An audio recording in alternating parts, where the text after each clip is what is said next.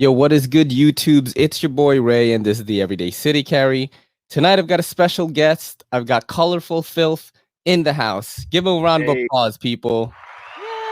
Hey, what's up, guys? Effects.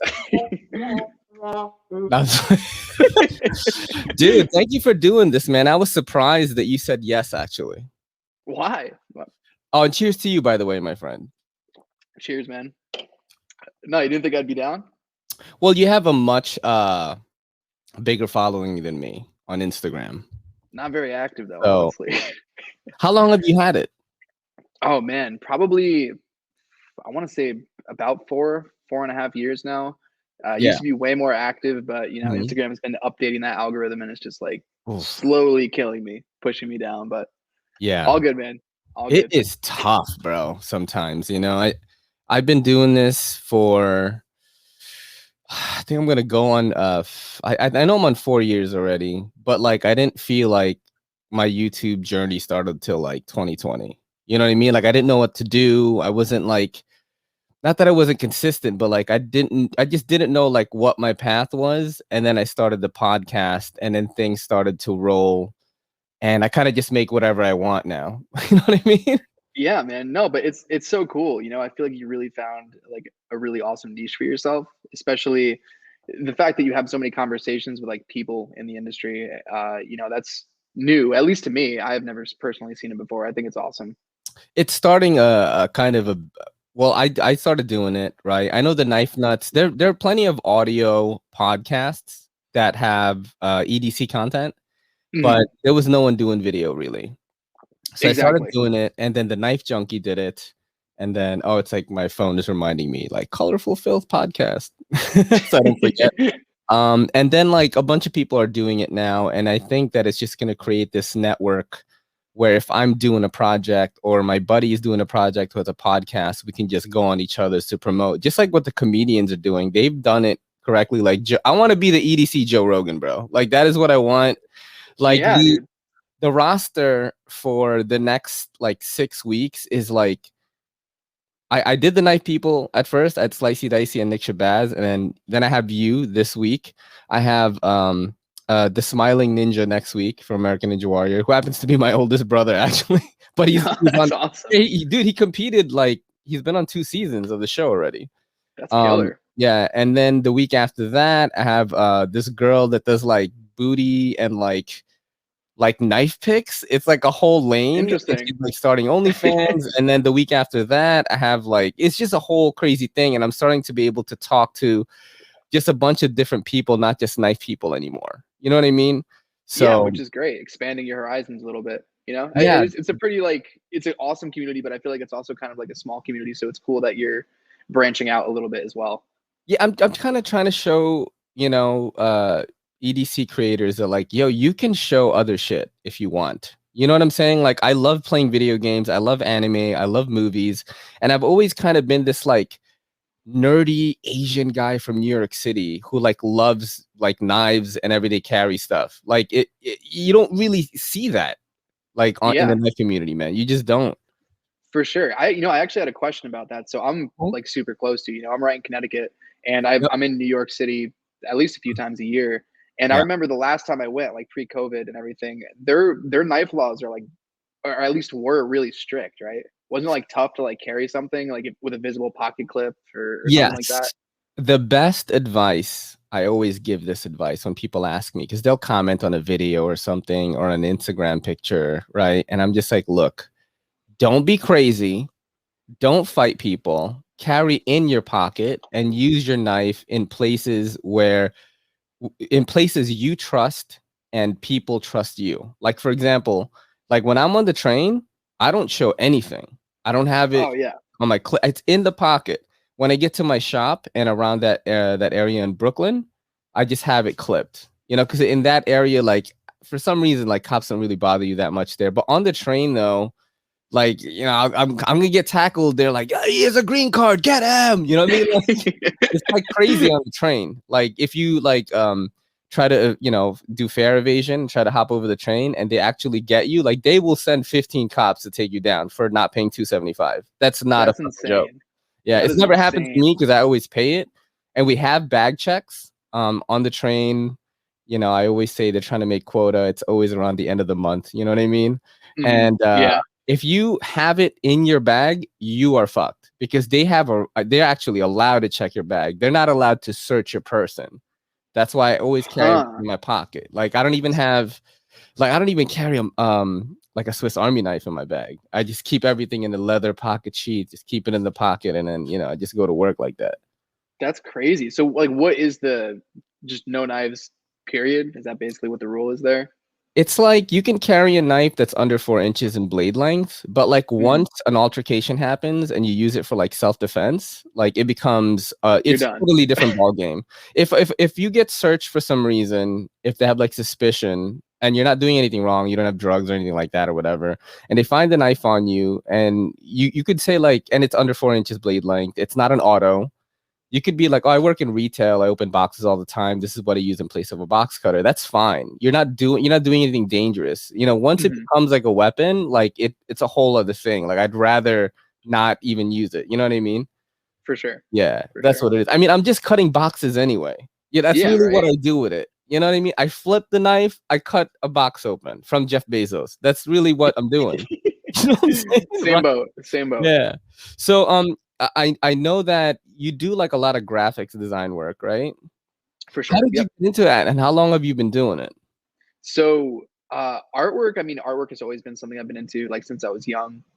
I started taking it a little bit more seriously pretty much when I made this Instagram. I was like, you know what, screw it. I want to get good at digital art. And pretty much every day I was working on stuff. And before I kind of fell into the like knife and EDC community, I was actually, and still am, doing a bunch of work in the pro scooter community. So like, like the Razor scooters and stuff that people, kids used to ride around. There's a whole industry there too, with like professional riders, crazy setups, doing like double backflips and all these crazy tricks.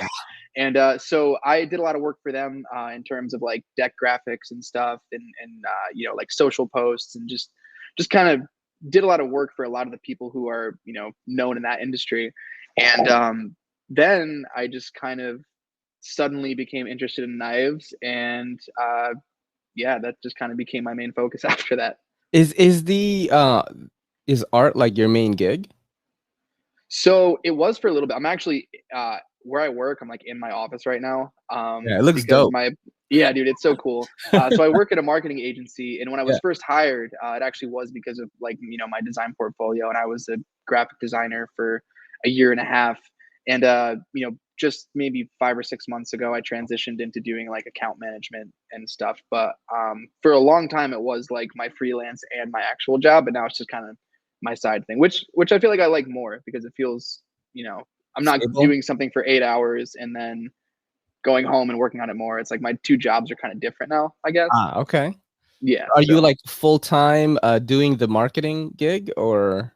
Yeah. Yep. Okay. And that's like a 5 days, 9 to 5 type deal? Yeah, exactly. Yeah. Here we work 2 days a week in the office, and the rest are remote. So dope, dude. I want to fucking do that, man. I'm 6 days a week at a CBD shop. And while the stress is super low because my family owns it, and I'm literally just watching videos and like watching movies and maybe making some TikToks or something in the shop. Like 6 days a week is a lot of fucking commitment, bro. It's a huge commitment. When I get home, like my schedule is so packed. Like when I get home on Mondays, I'm doing a live show until maybe 11:30, right? Then I gotta wake up at 6. I gotta cook food, because I've become like the thing that I've always never wanted to become, which was like these cliche like fitness people. It's like all I do is like look at jacked dudes and imagine me being more jacked, and I work out every morning, bro. Like I lift weights every morning. My girl gave me a routine. She's a personal trainer, and she's like studying to be a surgical technician. She also works at the other location. We have 2 locations for my CBD shop. But anyway, so as soon as I wake up at like 6 a.m., 6:30 a.m. I fucking cook food, right? And try to like wake up, because I gotta bring my meals so I don't eat like fucking Domino's or something. Yeah. And Yep. then I work out, and then if I have time, maybe I'll shoot a video or like take some pictures for Instagram, and then I go to work. And then I go to work until like 7:30 or 8, and then I get home around the time now that we're doing this. And yeah, every night is like that. So on Tuesday night, I usually record a podcast with a guest. Wednesday night is a free night, so I catch up on backlog, like answering comments, things like that. Thursday night, I will stream on Twitch. Friday night, I will stream on Twitch. Saturday is kind of another free night where I could stream on Twitch or do a guest spot on someone else's podcast. And that's like my week. Sunday is the only day that I have off, and I give that all to the wife. That's what I Yep. do. So Dude, it's no, crazy. I feel that, man, honestly, because like that's pretty much kind of where I'm at. I mean, like, so I work, the 5 days a week, but pretty much every day after work, I'm going home and working on my freelance projects, whether it Mhm. be knife related or just the other like graphic design sort of things that I'm into. Then usually all day Saturday, it's the same thing. My girlfriend's working 7 days a week right now because Holy she about a shit. year ago started doing like a tattoo shop apprenticeship. Mhm, So she's a mhm. tattoo artist now. Um, but she's also still working at like a bar bartending Yeah. weekends. So she's always Bartending's doing good that. money, bro. Oh yeah, it's Yeah. it's great. She likes it. She's definitely trying to skirt over to just doing the tattooing, but Mhm. she'll get there. Yeah, yeah, It's yeah, cool yeah, yeah. though. It's a good side gig. I dated a girl for like over 4.5 years. This was my first long relationship when I was like 19. And she was a bartender already then. She was like 18 years old. It was like a Chinese like gangster bar and shit. So things are a little bit sketchy. But dude, some nights she'd be bringing in like 1,300 cash. I'm like, what the fuck? Yeah, When she's I'm not not, making that. when you're 19, you're like, what? And we basically lived off that for like a long time. You know what I'm saying? So you could Yeah, definitely man. make that if you get a busy night, like a sports night or something like that. People want to get drunk more and stuff. And yeah, That's it's crazy. the creator life, bro. The creator life, man. That's Oh, for one of the sure. things I want to do with this podcast is to be able to talk to other creative individuals like yourself. I'm a fan of your work. I heard of you. Man, I want to say I heard of Thank you. you from like the Knife Nuts podcast, maybe, or Nick. Like, Really? yeah. So I am fortunate enough, and I have to whisper this, okay? I'm fortunate enough to be in a group chat with like what I like to call the knife YouTube elites. Okay, like Nick Shabazz, That's Slicey awesome. Dicey, Metal Complex, Knife Nuts, Eugene Kwan, like basically every big knife YouTube reviewer guy is like in there, and we're like talking shit all day. I don't know why they invited me, bro. I have no idea, Dude, you're but killing it, man. I, but I know I heard of exactly why they invited you you. from that, and then I think you liked one of my picks, and I was like, oh, this is that guy. And I clicked. I think they were talking about like you did stuff for Isham before. I think that's what it was. Yeah. Yep. Yeah. How did that come about? So you did a collab with Elijah Isham, like did some design work? Yeah. So what did I do? I've actually done a couple things for him. I know I designed a like table, like a booth cloth thing for him Mhm. recently. I don't know if that's made yet. And I just did some like random work for him. I did like a variation of his logo. He's just one of those people that like you know, from an artistic perspective, I feel like his designs are just so amazing and like Love out it. there and so different all the time. So I think I just hit him up some point. I was like, dude, your knives are fucking awesome, man. Like, cause I don't know how you like think of these things, these shapes and like these Yeah. organic lines. Yep. Um, and yeah, I just, I did a couple things for him. He's a really great guy, really nice guy. He's also super into metal, which I'm into. So Mhm. we actually want to try to like maybe make a song at some point because You as you do know music too. now, We'll get to I that. do music, yes, Mhm. and play guitar and everything. So yeah, that would make sense. I definitely did a couple things for him. Yeah, that's the thing. And then I started looking through all your stuff, and I was like, fuck, I need to like save money to use this guy because like my logo right now, I don't know. Can you see it? It's like the background of the thing. Like, do you Yeah, see dude, it? your logo's So, honestly so that awesome. is made by, do you know Backpack B? No, no, I Oh don't my God. actually. Okay. I love showing this guy to people, and you're gonna be like, this guy is the craziest like knife reviewer like I've ever seen. Like in terms of like editing and like creative chops and things like that. I'll actually show you the craziest one, which was like about Elijah Isham's knife with BRS. I always show this one. So Oh, I hold have one of those. on. The Actually, Neon, right? yeah, quick shout Okay. out to BRS. You're gonna I totally fucked fucking... that knife up, dude. All right. So What I don't happened? know. What happened before So we I don't started know if it was talking? Loctite or something. I'm assuming it was Loctite on the pivot Mhm. because it's integral. I was just trying to take it apart because I wanted to clean it. I hadn't. Also, that I won that knife from the Nick Shabazz charitable giveaway. Oh, nice! So I was just trying to disassemble it, and I slipped, totally fucked it up, put a huge gash just on the side of it Oh. with my driver, and I was like, "Fuck, dude!" And it was pretty much pristine. Besides that, it's kind of one that I just like keep in the box I have here. Mhm. So I hit them up and I was like, dude, could I just like pay you guys to like reblast this or whatever? And they were so cool about it. They just had me send it out. Mhm. Totally redid it for me, like free, awesome. And yeah, they're sending it back now. So just What? I funny you love brought that those up. guys. I've had Ed on here before, one of I the was watching some CEO of of that. BRS. He's such a cool dude, man. And it's like BRS is one of the few companies, BRS and like every other umbrella company they've had, that like kind of believes in what I'm doing.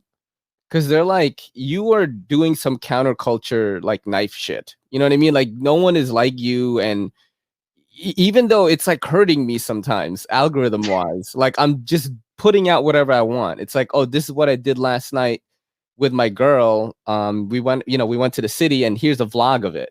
You know what I mean? Like it doesn't make sense like in Yeah. the algorithm, so it doesn't get suggested that much. But yeah, they believed in me, man. They send me stuff all the time. They gave me coupon codes to give to my audience and stuff. And he did the show, and he's like such a cool dude. I definitely like those guys, BRS. And Yeah, dude. I like those guys a lot. He Okay, was let me great show to you talk to. this really Yeah, quick. yeah, yeah. You're gonna be like, what is going on right now?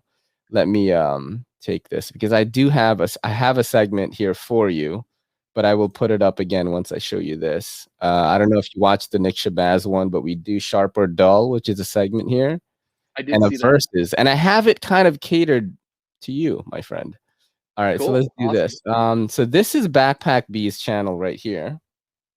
I think I have to turn my speakers on here so I can hear it. Okay, let's see.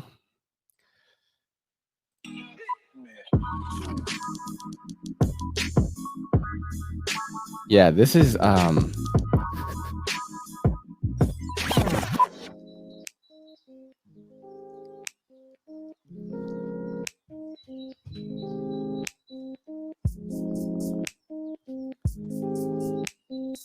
so he didn't get paid to do this, by the way. Just like wait Just a look little at bit. this knife right here. Synergy of form and function. The Eon is a titanium integral flipper made with top-of-the-line materials. It has stellar fit and finish out of the box, and it was designed by one of the most exciting designers working today. Let's break it down. If you're not familiar with BRS, otherwise known as Blade Runner Systems, they are a company Wow. that made for themselves by bringing some of the most Bro. popular balance. Holy shit, dude. This is my boy. He's from Jersey. Yeah, in the he's flipping community ridiculous, thanks to their dude. quality, balance, and high level of performance. As of late, BRS has made major moves in the folding knife space with their evolving. Just wait when he gets to the Isham part. In my opinion, the Eon is one of the standout designs in the evolved, and there's an obvious reason for that. It gets that crazier. reason is that this knife was designed by a prolific knife designer that has designed an amazing body of work over the past couple of years. Dude, this is insane. And he does all the editing? Most, if not all Yes. of So let me pieces. explain a little bit about who he is. He is Oh my god. he's an Emmy Award-winning graphics design specialist Yeah, that happens to be like a super humble, like very like not. He doesn't have like an overtly like outward personality. I've had him on the pod 2 times, and he just loves knives, but he happens to have that talent, which is like no one. I mean, dude, he's won like mad Emmys because he That's puts on insane. like I don't know, like ESPN, like sports shows where they do the graphics like that, and they'll be like talking about like fucking Derek Jeter. I don't know. I don't watch baseball, Yeah.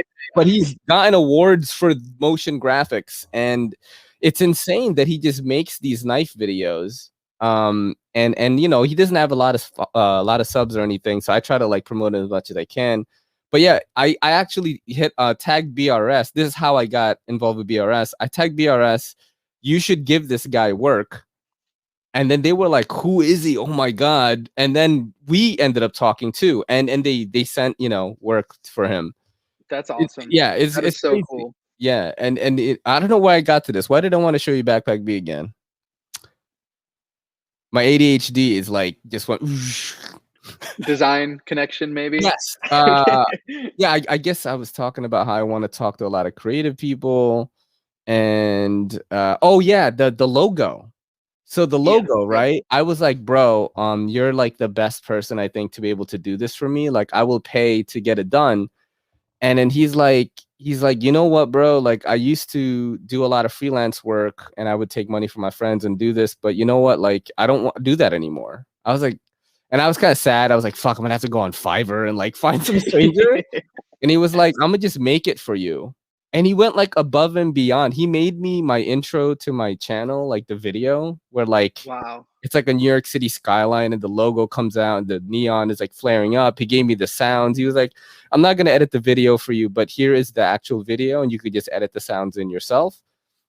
And then the logo. So what I wanted to do with you when I saw your work, I was like, dude, I got to make merch with this guy, get him to like kind of do his own style on my logo, slap that on a tee, you know, fucking sell it. And we're still going to do that, bro. We're still going to do that. Yeah, dude, you know what's crazy? I'm still waiting for the fucking tax money. Really? IRS owes me like $3,300. Like, I'm not even kidding. I know people that haven't gotten yet either. So, you know, but yeah, that's where what I wanted to show you Backpack B. But let's talk about your music a little bit. Like, how long have you been, you know, a musician? So that goes way back further than my art, honestly. My dad bought me my first like bass guitar because he's also a bassist when I was 4, and he like started teaching me bass guitar then. And from there I picked up like piano and guitar and singing and other like miscellaneous instruments like mandolin and ukulele and stuff.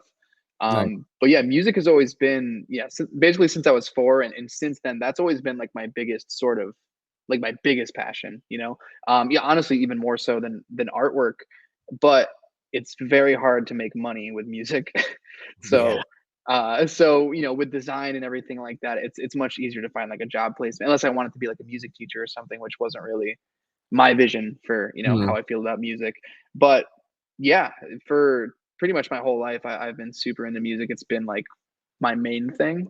It's just not really a profitable endeavor, so I had to find kind of other ways to still be creative, but you know, make a living too.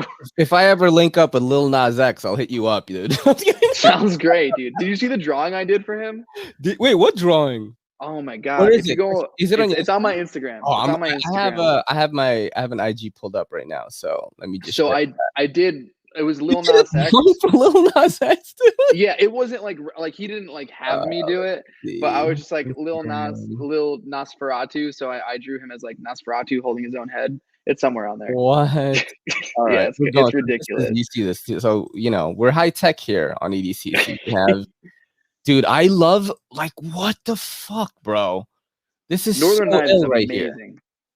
Damn, dude. I have it right. Where is it? All right. Yeah, it shouldn't be too far down. Okay. So he's in some hot water right now, Lil Nas X, for the fucking blood in the sneakers.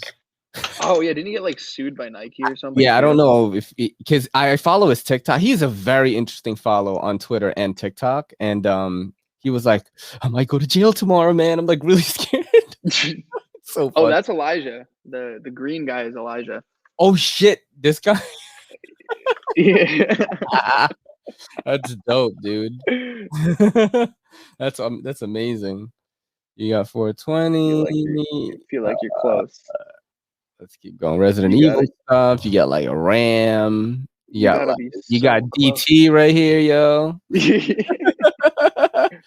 Juice World. Oh shit.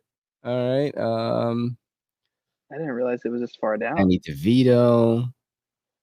Did you do it in stories, maybe? Or you did something? No, I definitely posted it. Oh yeah, so that I actually did a collaboration that with Teddy Fresh, you know, like Ela's. We're fucking talking to royalty right here. Yeah. Why did you decide to do this? Dude. Yeah, dude. For you people who don't know who H3 is, just YouTube that, and you will see how massive this channel is. I actually watch their podcasts when they do interactions with comedians, because comedy podcasts are what I consume the most. You know what I mean? And then I saw that like I forgot who was on. I think Chris D'Elia was on H3H3, and I listened to it. I watched it, and I was like, "Yo, Gila and Ethan, they're kind of funny." You know what I mean? So I would just check it out whenever they interact with like some of my favorite comedians. Like, I love it. I love what they do. I know Teddy Fresh is this big thing. It kind of like became massive. I like them a lot. How'd you link up with them? Dude, I think you just passed the Lil Nas one too. It was like right down there. But I straight up, dude, this was like, yeah, it's right there. So yeah, Lil Nas too. But I honestly, dude, I just hit up Hila when she had just started Teddy Fresh, yeah, pretty much. And I was like, you know, she saw some of the stuff that I've done as just basically fan art for H3, and I was like, you know, total shot in the dark, but we should do something together. And she was like, yeah. I was like, fuck, okay, awesome. So if you Google colorful filth Teddy Fresh, you'll see there's like 2 listings at Zoomies. They don't sell it anymore because it was a couple years ago, but you could actually see the 2 shirts that I did in collaboration with Teddy Fresh. Dude, I am talking a royalty right here. What did it look like? It was like it's like a decapitated teddy bear head, one of them, and then the other one is like a. I see it already. One of them is a bandaged teddy bear with a rainbow coming out. Yep, there's that one, and then there's the teddy bear head. All right, let me fucking show this right now, dude. Why did you do this? Like, why did you do this show, bro? That's so sick, dude. Teddy Fresh is massive. Yeah, like, massive. I know night people are probably like, what? This Teddy Fresh young stuff. Like, dude, this is a massive fucking company. So massive that James Charles copied this fucking hoodie. You know what I'm saying? Yeah. Like, you know? And the people are probably like, who the fuck is James Charles? And then you like they YouTube it. Like, oh my God. I'm talking these people are YouTube royalty. H3H3 is YouTube royalty, man. What are they, like 20 mil or something? Like, they're pretty big. No, they're killing it. Millions of followers. Millions. I'm talking like they have lawsuits with Jake Paul and shit. Like, that's how big they are, man. They're like homies with Post Malone. Yeah, it's crazy. And I'm nervous now. You know what I'm saying? My heart is like going like this. I'm like, what? How did I? Holy shit, dude! That's amazing, man. That's amazing. Thank you. Yeah, that was so much fun. Yeah. How about Lil Nas X? How did that happen? So that wasn't something that I like communicated with him about. That was just something I like did for fun. Okay. I just had the idea of like the wordplay, and I was like, all right, I gotta draw this. That like makes sense too. That's amazing, man. Yeah. See, I mean, that's what I mean. It's like if I know this stuff is good, right? Like I don't mind like spilling cash into it. I don't know if I get a bad rap, but I don't spend money on knives. I really don't. I am fortunate enough that I am part of a massive pass around group where all the biggest knife companies work with us. Like, I think the only people we couldn't get is like Spyderco. We have Benchmade, We Knives, fucking Urban EDC Supply. Like, literally every big company is sending us shit just so that we could review it on YouTube. And I do everything through viewer donations, loaners, and stuff from that pass around. That's how I started my knife channel. But all the money that I make, whether it's from my job or from my Patreon or fucking donations or whatever, goes to like building the channel up to a higher standard. Like, look at this. Yeah. This set used to look way shittier. I got lights now. I got the audio equipment. I got the camera. It's like I am upgrading it to look more and more professional. So something like hiring an artist that I like to collaborate with on like a t-shirt or something like that, like I would do that. You know what I'm saying? Because it elevates the channel's status or whatever. I know that's kind of weird, but I mean, you know, it's true. Like everyone makes merch, but it's like I got merch with colorful filth. You know what I'm saying? It's like different. It hit different. You know what I mean? Awesome. We definitely got to do something. We're gonna trust me. I have you in mind for when I do it. Like you're gonna be the guy. I'm gonna let's do some segments here since we chatted it up a little bit. So I've got a segment called Sharp or Dull, and I'm gonna show you some items, and you are gonna tell me whether they are sharp, that means it's good, or whether they are dull, meaning bad, of course. So this is, first of all, let's just ask this. tactical pens or EDC pens, sharp or dull? So in general, I love like EDC pens. Mhm. I've done some work with Machine Era, if you're familiar Oh, with yeah. them. Dude, I Very love them. I simple pen, did. very nice. Yeah, so actually, if you another thing to Google at some point, you don't have to do it now, but Mhm. for when they released their fountain pen, I actually made like their commercial, basically, at least part of it. I like drew something with the fountain pen, they sent it over to me, Nice. and if you like go to their Kickstarter, it's on there. Mhm. So I love them, especially fountain pens. I just bought actually the Shown Design Pocket 6, the brass faceted one. I didn't bring it, but it's beautiful. So I love pens. That being said, This the one. hyper tactical thing, Get a good dull, huh? yeah, not totally my thing. I like, if I when I buy a pen, I think one, can I draw with it? Machine Era, they let me put in these it fits these like weird sort of like fine liner inks. I forget what brand it Mhm. is right now, but those are great to draw with. And fountain pens are just inherently awesome to draw with because of like the flex nibs, and the more pressure you put, the wider the line. Yeah. So that's my first consideration. The second consideration is, how ridiculous do I look pulling this out in the office? Like, if I was meeting with like a client and I had to hand them this pen, I don't, it So would this just be is like, why from does it have a crown Renize, on it? actually. This is called the Baculus. Okay. I mean, so Not in, what I like to do is usually go to some of the popular knife companies and see what new shit they have that for week sure, and show it to my guest. for So sure. I'm going dull on this one too. I'm not a big tactical knife guy. I do like We Knives quite a bit. That's why I do have another item of theirs. So we're going dull on this one. This is the next guy right here. This is the new Justin Lundquist knife with We Knives. It is called the Eidolon CPM 20 CV. You got about 2.86-inch blade length. What is this like? I think you get it in G10 in my cart, I'm assuming. It is a front Yeah. clipper, liner lock.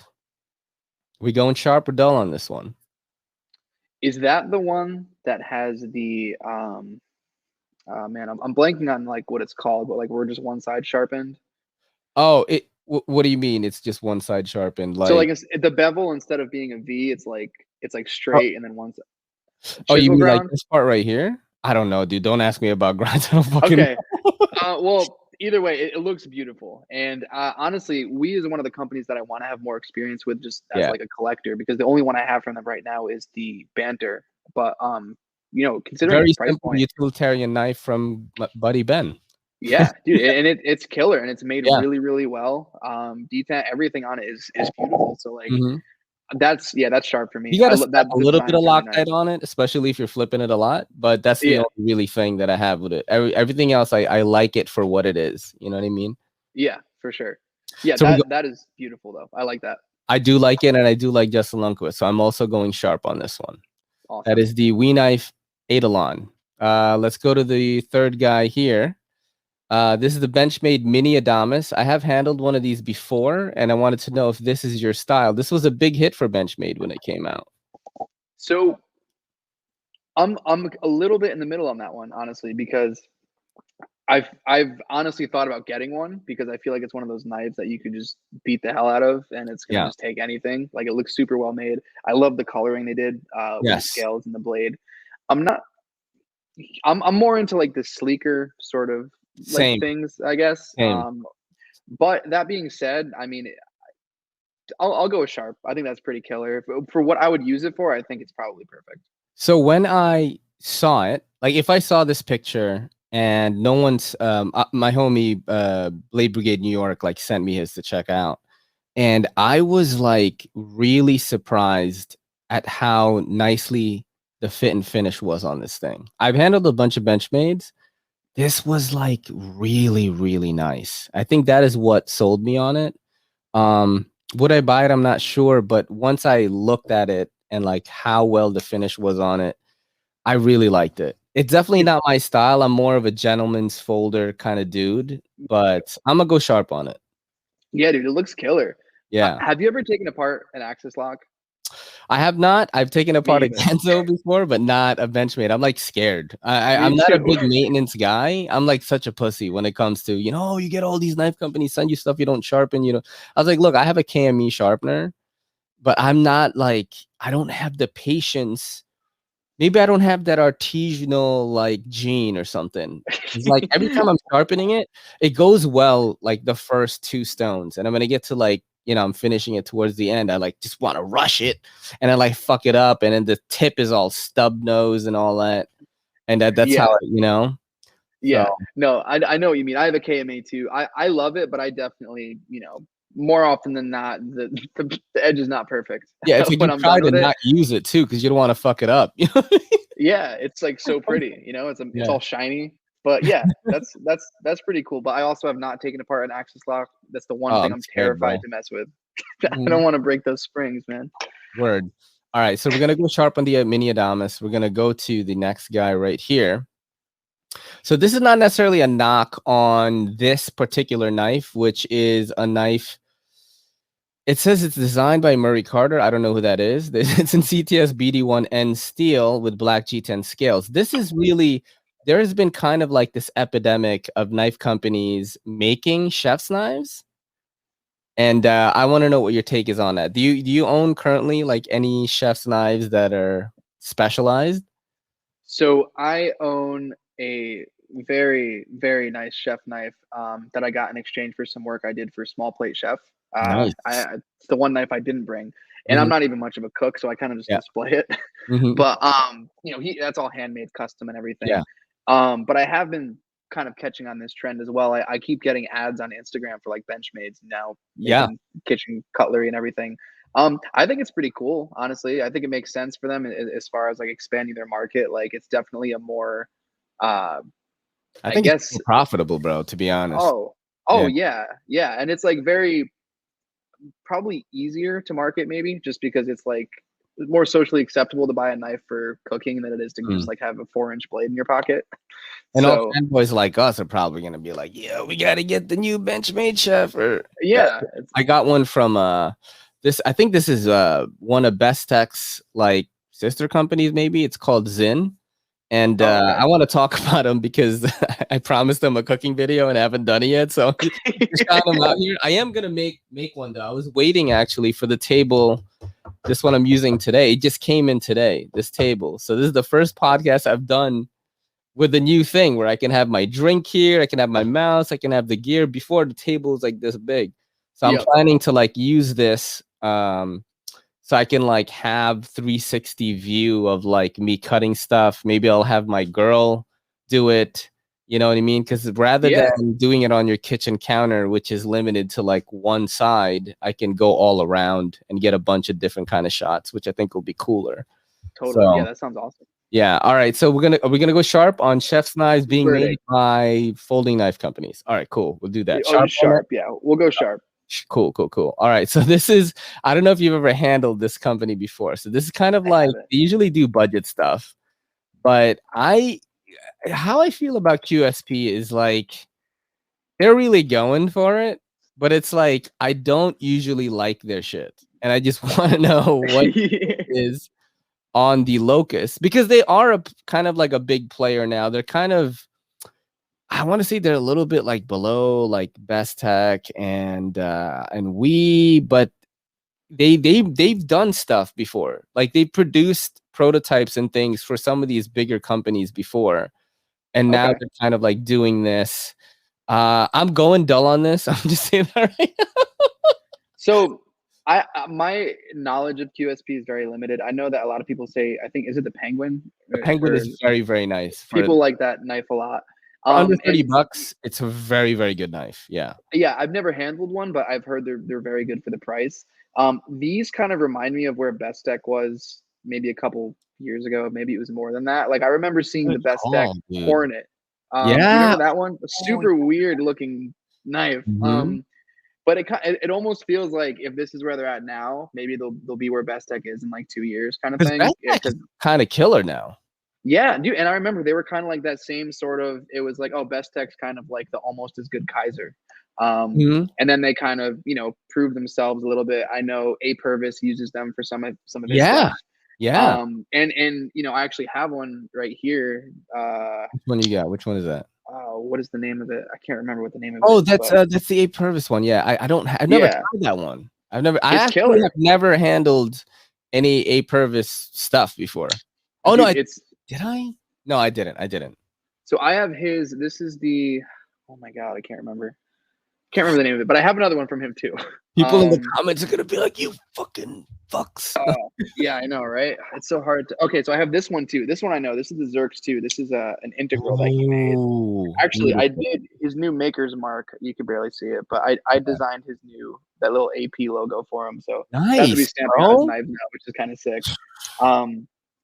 But I believe these are both Best Tech, and they're killer now, dude. Like they were, like I said, same sort of situation where they were initially people were kind of like, but now they're good. I feel like they'll be in the same boat. That being said, I'm in the middle on those ones. I think that the blade shape's kind of cool. The handle kind of looks like a deformed leak a little bit, like a little G10, and maybe they're gonna. I think that I don't like the polished blade with the black on top. I don't like that. It just makes it feel cheap to me. I'm gonna go dull on this, but QSP as a whole, I think I go sharp. Yeah, it sounds like they're killing it, which is really cool. All right, so I'm gonna go with kind of a curveball on this one, and I'm gonna be talking about a person as well as a topic. Okay. So this is Pete's Pirate Life. You know, Peter McKinnon. Yep. I'm sure you know who he is. You gotta get him on the show. If I fucking, he was just on Lou Later, which is like Unbox Therapy's podcast, and I was like, I'd love to fucking have this guy on my show. So cool. Not necessarily knocking Pete's Pirate Life, because I do love that page. I love it. Very cool page. Peter McKinnon says that like this is actually who I am. Like this page, the Peter McKinnon page, is a little bit more about my work, but this is the kind of stuff that I like. My question to you is, sharp or dull? All the like moody, very saturated, dark Instagram knife pages that this page has birthed. Because there are a lot of people trying to copy this style now in the EDC community, like a lot, bro. Even me. Oh, dude. Dude, I was just gonna say, even me too. Like if you go to my page, they're not all like my photography page. They're not all like that, but I definitely have more than a few that are that sort of like vintage filter thing. You know, I'm gonna go with I'm gonna go with sharp. Maybe I'm biased because I'm victim of doing some of it myself. But I just think it's really cool. You know, photography, you definitely see trends. This almost reminds me of the kind of stuff that you would see back in the day, like Tumblr photos, I guess. And if he heard that, maybe he would be super offended. But it's like that sort of like, dude, Tumblr was hot at one point. Tumblr was dope, dude. And Tumblr like really sort of was a very artistic platform, dude. Lots of like desaturated Tumblr porn, bro. The GOAT. And then they banned everything. I know, then they banned everything. So you're going sharp on the pages, or how many pages or photographers this has influenced? Because it certainly has, man. It's like I bought a Canon because Peter, I was like, I'm gonna carry a heavy Canon like Peter McKinnon, you know what I mean? Yeah, I'm not going Sony. See, and that's what I think is cool about it, is like, you know, obviously like there's always people who emulate styles and everything, especially if it's something that's popular. And honestly, it is very aesthetically pleasing. I feel like just the way it looks in general kind of fits with the subject matter. Like it's this sort of gritty, grungy, like everything reminds you like it was just taken in like a farm or something, you know, with some guy with a knife and a lighter. But no, I think it's cool. And I think it's really cool too, because it gets some people into not only photography, but also kind of EDC, right? Yeah, exactly. You know, like this guy has 300,000 followers because he takes really incredible photos, and, you know, he's a great personality. So, you know, if it's inspiring people and it's just spreading sort of like the love and affection for this community, I think it's great. Yeah, I'm gonna go sharp on it too, man. And you know, he has 300K followers here, but like, I mean, his YouTube is like millions. His real Peter McKinnon page is like so lit. Every now and then when I need kind of like a boost of creativity to like show me what I could like do, I'll watch one of his videos, and it's just like a regular vlog of him like just in his house and shit. I'm like, okay, I could do stuff. Yeah, dude, he's awesome. He's a great personality. Great personality. So I have a bit of a curveball in the versus segment here, and I think you know these two pages. So usually I do a versus of like a knife versus another knife, but tonight we're gonna go into the creative zone, and we're gonna do two different styles of photography, EDC photography. I love both of these guys. We're gonna go Kombu versus Raven the Pirate. Okay. Yeah, who are you gonna? If you had to pick which one, you know both of these pages. Very familiar with Raven the Pirates photos. I don't know that I'm actually super familiar with. All right, so I'm gonna show you. So I might have to check some out. Yeah, I'm gonna show you both of them. So that is the verses, but I am gonna show you. So we'll do Kombu first because you don't know that one.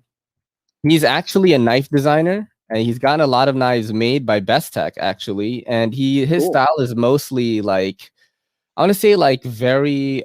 It's like, I don't know how to explain this because I'm not a photographer, but it's like there's a lot more saturation and editing from the way it looks to me. He's certainly brilliant though. So this is the kind of stuff that he does. That one with the hand is killer. Dude, he is real, and this guy is also a knife designer. Yeah, like these are his knives right here, bro. Like, that's such a flex. Yeah, these are his pictures, his editing. It's definitely a little bit more towards the side of fantasy almost, but he also designed these knives. So it's like, yeah. And he took these pictures and edited these pictures. So it's like, fuck, dude. So this is his work. I'm just going to show it to you a little bit, and then we'll look at Ravens right after. I got to try this one out. Fucking brilliant. Is that also Best Tech? Yeah, he does a lot of Best Tech stuff. I got to try this one too. Also pretty cool. I have not tried one. Look at this frying pan one. He's cooking up knives. It's like pretty cool stuff. That's cool, man. He has one of the ones. What's that? Oh, one of the ones he did reminds me a lot of the busker, the Olympic busker. I think it was one of the ones towards the top. Which but one? It's like very reminiscent of like this. No, he has knives that are not his. Some of them are something else. So it could. One of the it was it had like red carbon fiber. Red carbon fiber. Let's go up a little bit, dude. I love StreamYard. We can just look at shit. Yeah, like this one might be that one. Let's yeah, see what this is. Honestly, I think the only thing. I think it's just the oval. Best that's the only no guard. That might be the only thing that's reminding me of it is the oval. So never mind, I'm shot. But that's a killer design. Yeah. So I mean, certainly has a lot of creativity and definitely a cool, also a cool page. So we're gonna go to Raven the Pirate here, and I got wind of this guy because of Peter McKinnon. Actually, he shouted him out. Really, that's killer. Just really good flat lays and just very creative like shots, dude. I mean, fuck, bro. Like, this is just so killer, man. Damn. Yeah, this is so good. Like, I wish I could take pictures like this. You know what I'm saying? Yeah, and these are phenomenal. I just don't have that, or I haven't practiced that muscle enough yet. You know what I mean? I don't have a lot of access to natural light here in the Bronx. We don't get light in the Bronx, bro. I'm just kidding. But it's very difficult. I don't have any light in this studio room that we have. I use everything is artificial. I don't really edit my pictures that much. I kind of just, this is my style of editing a picture. I will watch YouTube channels that like give you the settings, and I fucking like follow it, save the settings to Lightroom, and then I just use whichever filter works with the shot. Looks the best. Yeah. Dude, and I adjust the sliders a little bit, and that's what I do. Same. I mean, I go pretty hard in like Photoshop, but Lightroom presets all the way, dude. It's just easier. It just saves me so much time. It's like, dude, these are so good, man. Yeah, you have to choose. You have to choose, bro. Kombu. I think you know what. Before we did this, I think I was leaning towards Kombu, but I think I'm gonna go Raven the Pirate on this one. I think it's strictly in terms of like photo composition. I think I agree with you. So I think that I'll give the edge to him. But the fact that the other guy is designing the knives and then taking the, that's like, I don't know. That's crazy. That's really, crazy. Really cool. Yeah. And his photos are incredible as well. So, but yeah, these are. You're going Raven? I'll go Raven. I think I'm going to go Raven, bro. I have to, man. It's just, it changed my mind. Looking at his page, I haven't looked at it in a while, but I was trying to come up with a good verses for you. And I was like, let's do a photography one. This was a good one. Wait, is this him? He an Asian dude? I didn't know that, yo. I didn't either. Not know that, bro. This could be my cousin right here. I'm playing. All right. That's it for the versus segment. Thank you for playing, bro. Yeah, dude. I do have I don't know if you watch the Nick Shabazz podcast, but in order for my audience to get to know you a little better, we're gonna play a game called Are You Garbage? Have you heard of this game? I remember you played it. I don't remember the rules though. Okay, so the rules are the goal of this game is to not be a complete piece of trash. So shuffle the cards. Each player takes a turn pulling a card. All players must answer the question. So the point of this game is not to like poke fun. It's definitely to poke fun, but it's mainly to get to know how the person grew up and to kind of like take a trip down memory lane with the guest. And it is a podcast by Kevin James Ryan and H. Foley. They do this much better than me. They actually like shared my video when I unboxed these cards. And they did a whole funny bit, bro, where they were like, don't mess with this guy, because I used a hinderer to like unpack it. Like, don't mess with this guy in a Wawa parking lot. Like, you know what I mean? Like, being mad funny. But yeah, so we'll play this a little bit, and people really like that. Okay, so let's do this. I'm gonna do a little cut here. Any of your homes ever have green carpeting? No. No. Okay. No green carpeting. Before we go on further, do you think you are garbage? In the middle, probably in the middle. When you growing up, did you guys have a lot of cash? Were you like middle class? Were you like lower income? Were you stupid rich? Like, what was it? Yeah, no, just I guess average, like middle class. Definitely. What middle are we talking though? Are we talking middle like low, or like middle like you take pretty big vacations with your family? Like, what are we talking? No, we didn't vacation much. We would go up to like Mass maybe once a year and like spend a couple days at like a family friend's house.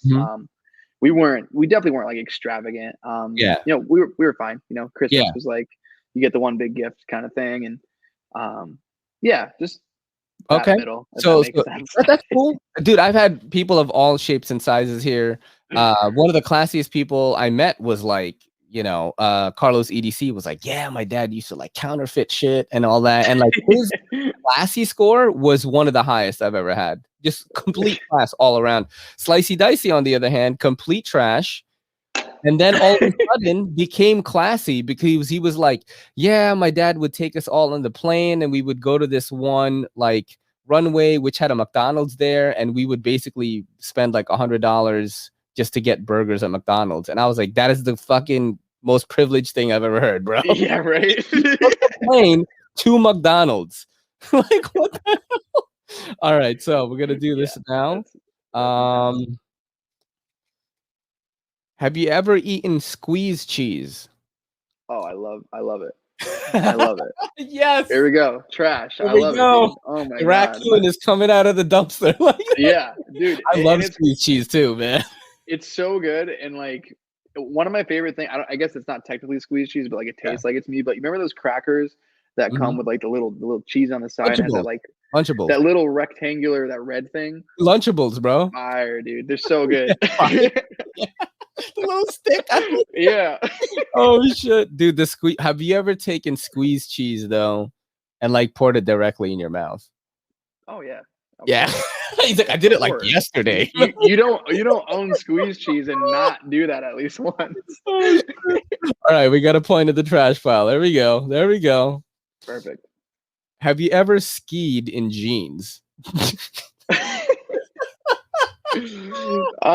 No, but I've never skied either, so you could probably still put that on the trash pile. I've never skied before either. The only thing I've done in jeans was like I would like play in the snow when I was a kid, like when they had the big blizzard in New York in jeans, and I would be like making snow angels in Brooklyn and shit. Like he's like robbing a car right next to me. All right, we'll do this. Have you ever traveled across state lines to buy fireworks? I haven't personally, but I have been to many parties where people have. So maybe that's a middle ground. I don't know. I mean, you didn't do it personally. I didn't do it myself. Okay, yeah, that seems really crazy, but I know people that have done that for sure. Bro. I in Connecticut, I know a lot of people do that. Have you ever owned a Snuggie? No, but I did have You like want a one? Walmart. There was like a Walmart knockoff version. I don't remember what it was, and I definitely had one of those. So that's even worse, I guess. I couldn't even get the name brand, Like the Walmart version. It was like keep warm in the winter. Connecticut gets pretty cold, right? Yeah, definitely. It's like East Coast winter, pretty much. Yep. Yeah. Okay. Generic Snuggie. That should be 2 Great points. value, dude. Yeah, that's 2 in the trash pile. Does your family order Omaha steaks? No, but like I ever? used to be no, but I used to be like a personal care assistant, like at home help for people before I was doing the job that I'm doing now. Yeah.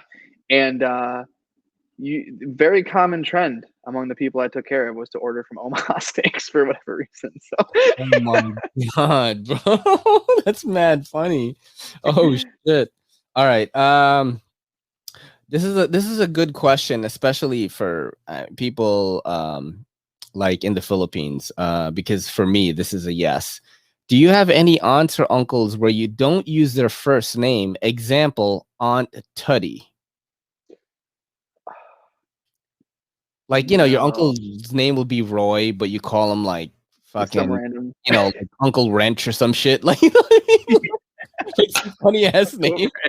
Yeah, like my dad's name, his nickname was Boy, right? So everyone would call him Tito Boy in, the Philippines. That was like a normal thing, that's not his real name. So I'm garbage.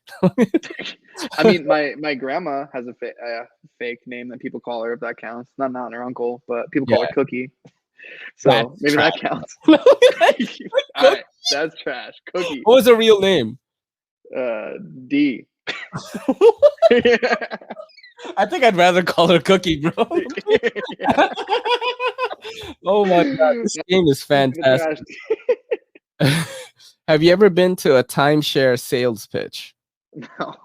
No, I have not. Bro, I've definitely done that because my mom is part of a timeshare. She's part of like the Wyndham Resorts. So basically, I can go to any Wyndham hotel in the country or in the world, and like I don't have to pay because my mom pays a premium every year. But what they do is when you stay at these hotels, and they're like nice, bro. When I go to Vegas, my hotel room will be like a 2-room. I'll have my own kitchen. I could like cook and stuff. And then, so I don't have to be spending all this money in Vegas. But then like they'll call you like at like 6 a.m. Like, hey, do you want to attend a meeting? And you get free breakfast. And I'm like, because they're trying to upsell you to the next membership. You know what I'm saying? Of course. And I'm like, fuck no, dude. I took ecstasy last night. Leave me alone. You know what I'm saying? Like, what the hell? All right, let's get to the next one. Have you had Mountain Dew in the last 365 days? Yeah. Oh my god. Yeah, dude. I have not had. You know what? I do love me a good Dew, but I don't think I've had a Mountain Dew in like 5 years. It's like, I mean, if the energy drink thing they make counts, I'll grab one of those sometimes. That's probably worse. That's double trash, dude. I'm just building this double trash pile so fucking high right now. Middle class trash. That's like the name of this episode. All right. Have you ever taken furniture from the trash? No. I've done that so many times. The table is for the trash. Oh my god. All right. Okay, let's get to the next one here. Okay, so this is a kind of a tricky question and kind of disgusting. Have you ever had a padded toilet seat? No, those freak me the fuck out, dude. Like if I'm at somebody's house, like at your family house, like we've had it before, dude. No, nasty. Can't do it. Like if I'm at somebody's house and they have that, like I can't shit. I can't do it. Are you able to shit like anywhere? Because I know some people they can only shit at home, and I'm like, you're crazy, bro. You're getting colon cancer, man. Dude, I know. I gotta shit. If I gotta shit, I gotta shit. Yeah. Honestly, even if they have the nasty toilet seat, if it's like that bad, you gotta go. What's the worst do it, place you've ever taken a shit? So this probably is more like a type of place. Okay. But being a metal fan, obviously, metal bands aren't playing at huge venues, not even festival, bro. But there's like places near me. So there's this place called the Webster Underground, and it's just like this compact, tiny fucking, like, you can't even hear the music. The walls are so close together. It's just reverberating sound.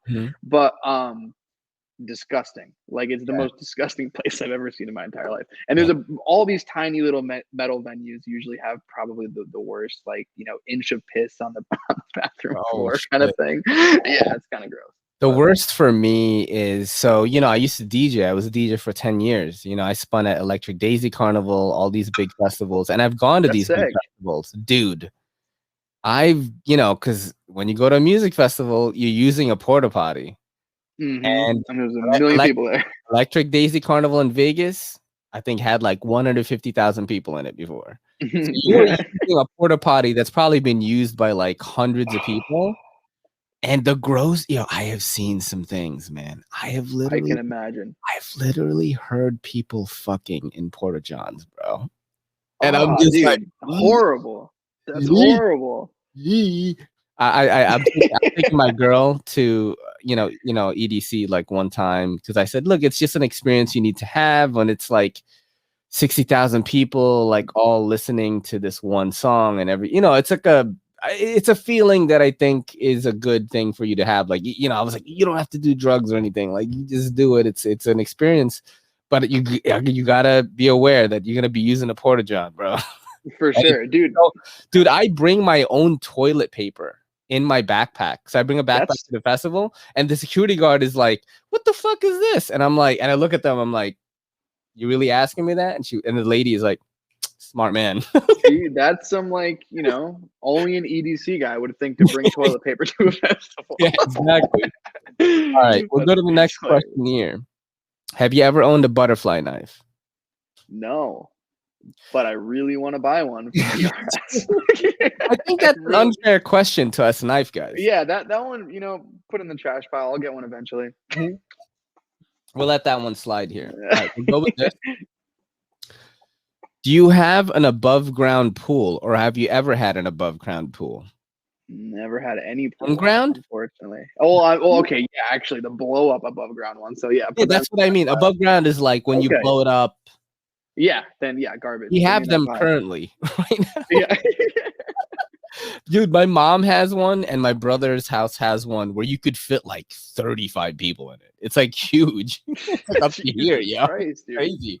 Yeah, spent money on that shit, but it's like still cheap. It becomes classy.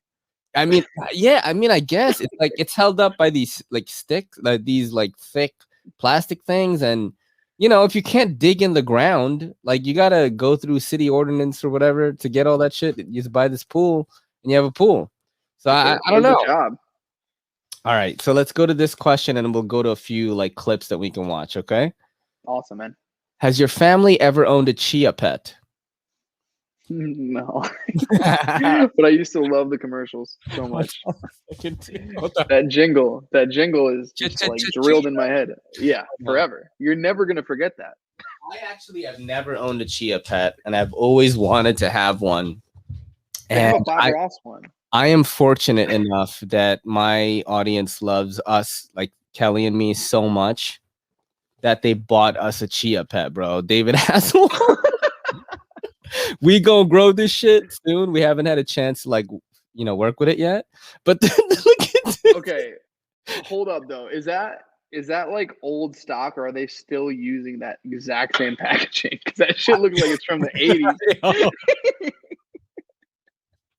It's just like it is. I think they kept it the same to give it the same vibe. I think. I mean, it definitely looks like, look, it's David Hasselhoff. Dude, look, yeah, that shit looks like it's right from a garage sale. Knight Rider, bro.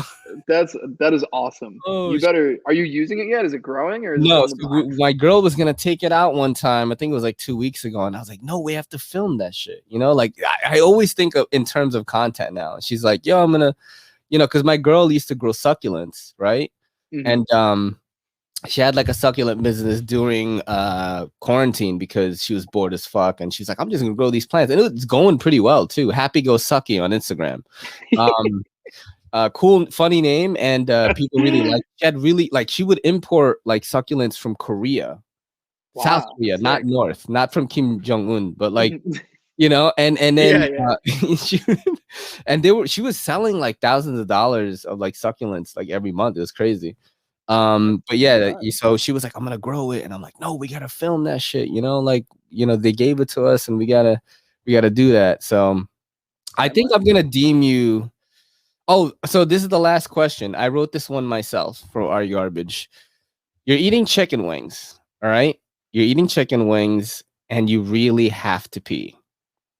Like really bad. Like you're gonna piss yourself. You go to the bathroom, okay?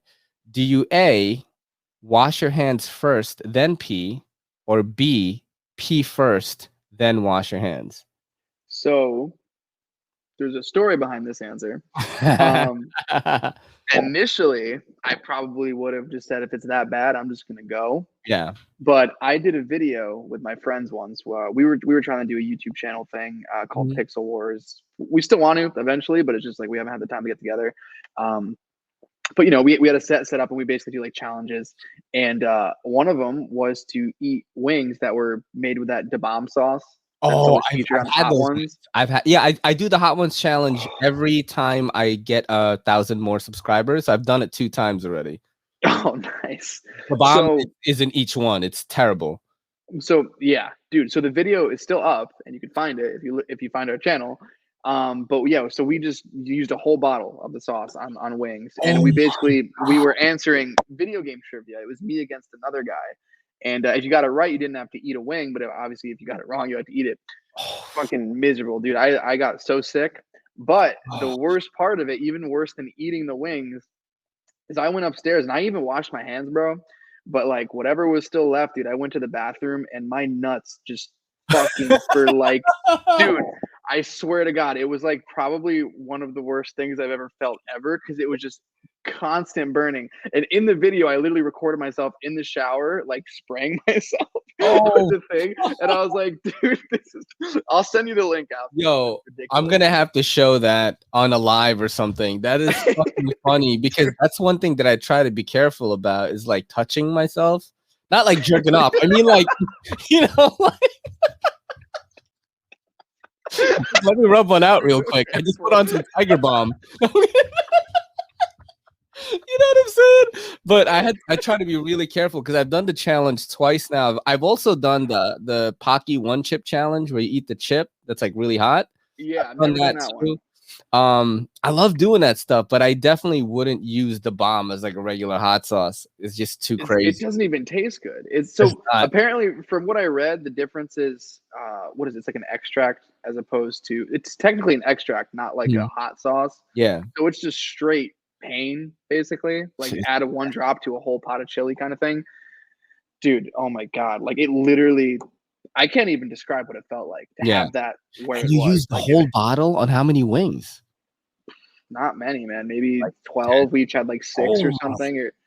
Yeah, I'll send you, dude. It's bad. I'm in like visible physical pain, and I was so pissed off. On that. I was so pissed off about it that like there was what was it? There was like a shot glass on the table for some reason. I just like flung that shit, smashed against the cement.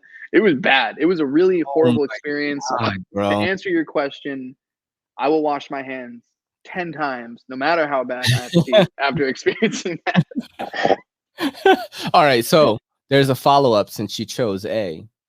Okay. Do you wash your hands again a second time after you pee?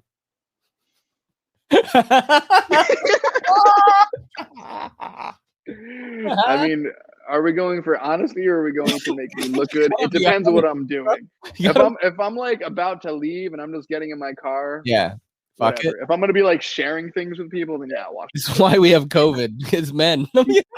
Dude, I am. Yeah, I'm patient zero. I'm the carrier. I'm patient zero.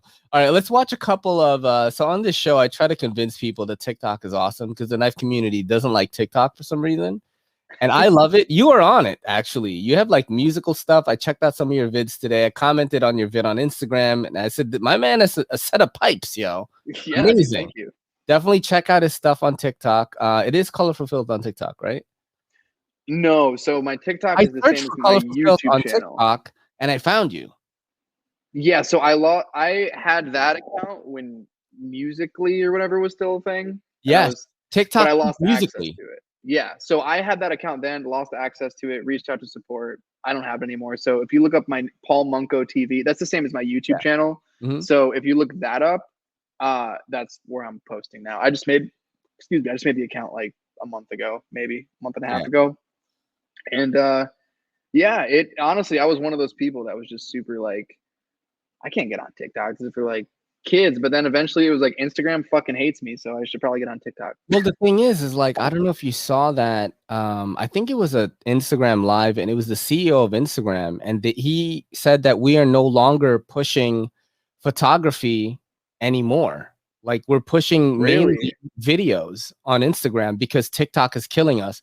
That's not his exact words, but that's exactly what he meant. He said TikTok is huge. We have to compete. So they're mainly going to push video now. And I'm definitely seeing that with my own numbers, is that like when I do a reels or something, like I just see a lot more views, bro. And yeah. So even Instagram is like kind of like, fuck, TikTok is this giant. And, you know, I don't know if you've spent time on the app. I've certainly spent hours on it a day. Like, it's stupid how much time I spend. It's so dumb. But it allows me to do this show and bring these stupid videos that I put on here. But the way that app is set up, it is so easy to consume content on it. It's like so easy. You just scroll, next one, like it, next one, share it on the same page, and then that's it. So funnily enough, one of the things that really pushed, besides like saying, okay, I should probably be up to date with social media platforms if I want to keep doing what I'm doing. Yeah. YouTube kind of copied that feature with their shorts or whatever. Short, and I found myself, I do that too. I found myself doing that for a long time. And then I was like, okay, I kind of fuck with this. Now I got to get TikTok because I know it's the exact same thing. It's better. It's definitely better. Yeah. One of the things, I talked to a few Twitch streamers, and they're like, yeah, a lot of people on Twitch, like, they use TikTok. There's a service called Streamladder where it will take your Twitch clips and make them portrait. That way you can post on TikTok. It's like really insane. And it shows your little video, your face on top, and then your video on the bottom, and it converts it like instantly. I use the same service because I've been streaming on Twitch now. And it's like, it's easy to make content. If you do long form content, TikTok is like a big deal. Because like you could just clip your podcast or whatever and just slap it on there, and then you're done, you know? And you're basically recycling your own content to make smaller pieces of content. You're creating this pillar. This is Gary V shit here. You know what I mean? Yeah, no, you have like infinite. That's awesome. So actually, I wanted to ask you about that too, because I know you specifically have issues where like they take your shit down, or like, you know, they temporarily ban you. Is that literally just because it's a knife? So let's see. Actually, I did a TikTok just recently. And let's see if they took it down. I have a new strategy that I just said, wow, my videos are not doing well, but I'm going to share them anyway right now. No, because I stopped because I was in TikTok jail for like maybe 4 days because I showed a knife. And this is what I did today. Look at that nice little 6,900. Okay. This is what I did today. I didn't even realize you had that many followers on it. This is the damn Designs Hades. This is the outline of it right here, because I can't show it to you on TikTok. You can also check it out on my Instagram stories. That's what I did. But I'm saying, like, let me show you like one that hit big. Some of them do hit like pretty big, not recently, but I've definitely reached like the 100,000 marks before, like way before. And then the algorithm changed, and then I was still trying to like find myself and like what kind of content to do. Yeah, dude. And but I do think it's a very important tool, especially for a content creator, or if you have like some type of business. Damn, I gotta go way back. I'm looking real bad right now. You're like, that's so funny. You're like you're constantly on thin ice though, like with your content, right? Like you basically never know if you're just gonna get put in jail. Exactly. So and then it's like oh dude, this is so funny. I filmed this today outside my shop. Watch this. This man out here playing volleyball with no ball, yo. He's really in that. He's in the Olympics right now. Oh, get it, yeah. Dude, this man out here. That is insane. Is that just normal for you?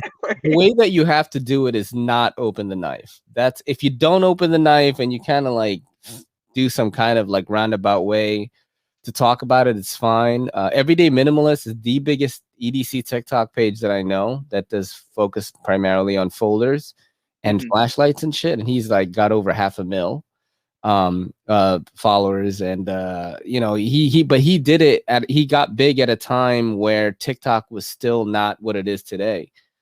You know, I think it's harder to get big on it now, but I do know another guy who's only been doing it for a few months, and he like racked up 7,500 followers already. And the only way you can do that is to post like 3 times a day. So yeah, you got to be consistent. You can make them 15 seconds. That's the thing. Yeah, it's like you. What I try to do. I don't do it all the time because I don't have time. But it's like usually I will post like at 12, and then I post at 3, and then I will post at 6. And it could be like a 15-second clip of me just doing stupid shit like, yo, I'm cutting this avocado right now, son. You know what I mean? And then it's like gets like 2,000 views or whatever, and I get like 30 subs from it or 10 subs. And you just keep doing that until you become this massive machine. And you could post yourself like eating ramen and you'll get like 10,000 views. So yeah, dude. That's how you do it. On Instagram, that doesn't work that well anymore because I post a lot on Instagram. Yeah, go ahead. Yeah, I have a friend on TikTok. Let me give you his name real quick. And he's like blowing up on there. He's a drummer, but he basically plays drums like to memes. It's big on TikTok, bro. And he plays it to memes. It's ridiculous. What's his name? I'll show his page right now. Let me see. So if you just search Dave and then Paradise, but without the E at the end, he just literally drums to like viral TikTok videos, and he has like Dave, like Paradise. Yeah. How come? Wait, DAVEPARAIDS. How come I can't find him? So Dave, I just searched Dave space PARA. Oh, it's Dave space. Okay, got it. Yeah, I just looked like his name, and then you'll see him. What? I'm gonna see this dude, bro. What's his main profile? His name is so his actual like username is @DA and then his last name Paradise. Oh, so it's @DA and then para like this. Is this guy? Oh, right on top. There you go. Okay, he has the E there, but his actual last name. Nice. But dude, like that one. Oh, I've seen this motherfucker before, bro. Yeah, dude. He lives like in my town, basically. Oh, I follow this. I'm not logged in right now, but I follow this guy. I think he did like. I think maybe it was this one that I watched where he was doing some kind of remix with a bunch of people, and I was like, "Yo, this dude slaps, bro." Dude, he's in a really really good band. Dream of Scipio, like local band here. Yeah. But yeah, he basically does like metal drums to memes and like makes it musical, and it's fucking hilarious. Yeah, like we'll do like dogs, and it'll be like this husky metal. I tried my best to find timing in this somewhere. I love that original video too. I love it. Oh shit. Yeah, this dude is like lit, bro. He's mad good. I know this video too. That's great, bro. He's awesome. He's a great guy too. That's great. I tried my best. No, wild, but dude, but his account's huge. Yeah, I try to show knife people. I'm like, dude, you think that it's just like, like thirst trap, like videos of girls dancing or like some weird shit. There's cool shit on TikTok too. Like, you know what I mean? Like I've seen like blacksmith videos. I've seen like just a lot of different things, like people like painting cool stuff. And I really like it, man. Let's get to some videos here that I've done. I don't know what these are. So I have a bunch of clips here. Let me see. All right, so I've shown this on my Patreon before, but this is a girl that just came out of like getting a root canal and like gotten some anesthesia. There, and I can feel the tears running down my eyes, and he's like, "So when you get home, don't be alarmed. It's gonna look like you've had a stroke." The one side of your face like you're smiling on that side. Bro, and you're just totally Look, hold up. It's two faces. so uncomfortable, man. I can see it on this side. I can't see it on this side. It's lying so hard.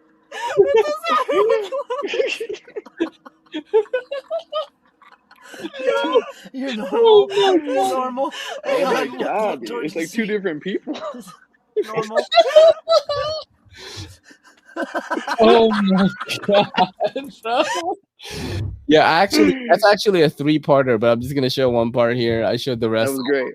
On Patreon. I laugh a lot on TikTok, man. Like I like Instagram a lot, because I feel like the creativity is more like honed in. But like TikTok is like the wild, wild west. Like you don't know what you're gonna get. Sometimes you get like very well produced sketches, and sometimes you get like real reactions like that one. Yeah.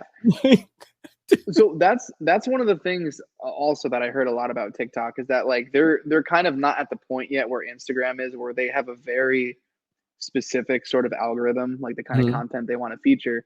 TikTok is really me too, and that was one of the like convincing points to me is like, you know, there's more out there to see than just it's almost like what happened with YouTube. Do you remember when everyone used to complain about YouTube because like the featured page just became celebrities and like channels with like millions of subscribers, and everyone was like, oh, it's all corporate now. Like that's basically what happened with Instagram, but like TikTok isn't really like that yet. And I think that's what's really cool, because you know you're seeing unique content from people, and also it gives people like that opportunity to grow, you know, their own audience, and it's you're not just always fed people who already have 2 million followers or whatever. So that's really cool. I don't know what video this is. Oh, I watched this on my live the other night, so we're gonna skip that one. We'll go to this. What is this, dude? Pet koi fish died, so my mom just.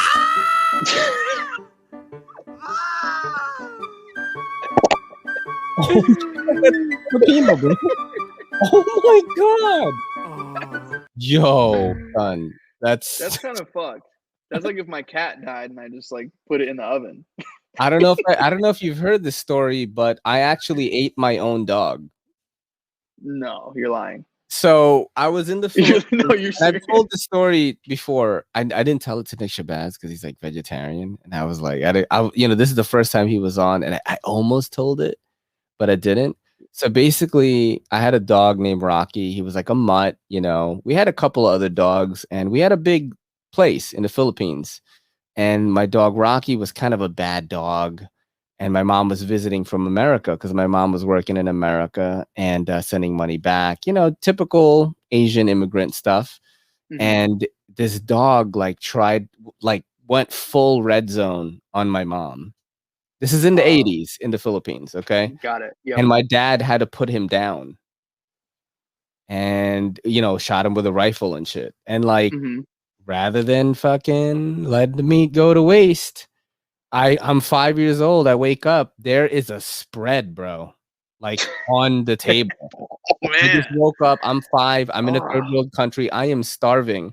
There's like adobo with like rice. And I'm like eating that shit. I'm like, this is so good. Did you like know or? So mid-meal, right? They tell me, hey, do you know what that is? And I'm like, it's adobo, right? They're like, it's Rocky. And I'm like fucking crying. They're telling me the story, what happened. I'm crying. I'm like still eating the meat. Like, I'm like, oh my God. Because like I'm a kid. At 5, you don't understand, but they were explaining to me, because in the Philippines, like this is a common thing. It is a poor country, especially in the 80s, bro.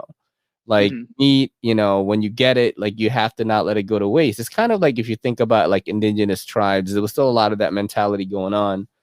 So, you know, I happened to have eaten my own dog, man. I mean, it wasn't by choice. The fucked up thing is my uncles were all like, from now on, dogs will know that you ate the dog because it makes your stomach hot. And I'm like, I was so scared of dogs, bro. They fucked me up. Dude, all right, so that part's fucked up, but honestly, like, I mean, given your situation and everything, like, I don't even feel like that's like a bad, like, because dude, it's the same way here. Yeah, we killed him because he was he was red zone. You know what I mean? Euthanized him. Here. But we didn't waste the meat. We gave back to the earth by consuming. You know what I mean? but no, dude. Honestly, like, that we still in the States, you know, if a dog attacks somebody, they're gonna get put down. Yeah, exactly. And they don't eat the meat. Yeah, no. What a If you waste. have had husky before, they'll know. All right, I'm gonna watch one more video with you, and I'm gonna get you out of here. All right, is that cool? Sounds good, man. All right, Sounds so great. I don't know what this is. I hope it's a good one. Fan theories that'll blow your mind. Now this is a crazy. We're not doing this. This is one for my girl. Sorry. Yeah, some of the stuff I downloaded for Patreon so that my girl can see it. What is this? With their nose, what they'll do is they'll Jesus put their nose Christ. into All right, I'm gonna look for a good one. Okay, I'm gonna look for a good one right here. Let's see. All right, let's do this one. So have you ever gone, so are you on TikTok at all? Like, do you ever consume content on it? Yeah. I'm not like crazy, but I definitely like scroll through like probably a few hours a week kind of thing. Yeah. So I follow this page where this lady just like reviews other people's food. And like it, you know, like really bad food though. And it like looks really funny. And her reactions to it are like hilarious. So like we're gonna go with this one here. Welcome to episode 24 of What the Hell Is Even That? This is why your ass shouldn't be eating everybody's food. Come to my room, free pizza for everybody. I'm not coming in there. Hey, look at them pale ass pineapples. Why would you make this kind of pizza? See, we're starting off already. Baby, I thought this was some kitty litter. I thought this was a kitty litter full of doodle. I don't even know what the fuck this is. I know. You fucking lying. How he even got in there? Well, I be cock-a-doodle damn. He just in that shit sleep in bra. You ain't even cut that man mohawk off. Oh, this gonna make you for sure short on yourself. Boiled eggs and beans. I know that whole house farted the fuck out. Now how you gonna bust that man back open like that there? This is literally an uncooked fish bowl. Who made this? Are those maggots and mashed potatoes? Y'all eating smothered maggots and mashed potatoes? Yeah, y'all really are nuts out here. Oh shit! I love TikTok, bro. Dude, this was so much fun, man. It's been a while since I laughed this hard with somebody. Thank you very much for doing this. I did not realize I had a fucking social media aristocrat in the house, bro. Like, not at all, bro. Not at all. Yeah, if you're ever in New York City, man, you want to fucking go eat somewhere, hit me up and fucking we'll do something. But thank you very much for doing this. Everyone in the audience, please follow Colorful Filth on Instagram. And you could actually find him using Colorful Filth on TikTok. That's how I found him. Follow him on there. And what's anything else that you want him to follow you at? No, that's pretty much it. I have like one song on Spotify under my actual name, so if you want to check that out, what is it? Full thing. It's just my name, Paul Munko, Munko. Okay. And yeah, I put a song up like a few months ago, so feel free to check that out if you want. Yeah, everyone fucking whatever. Get him some listens, man. You know, the EDCC, awesome, get him some listens. Paul Munko on Spotify. This is your boy in the NYC. It's me, Ray, and Colorful Filth saying peace and good night. Yo, don't forget to hit that subscribe button and don't forget to hit that bell icon so we can squad up in the comments.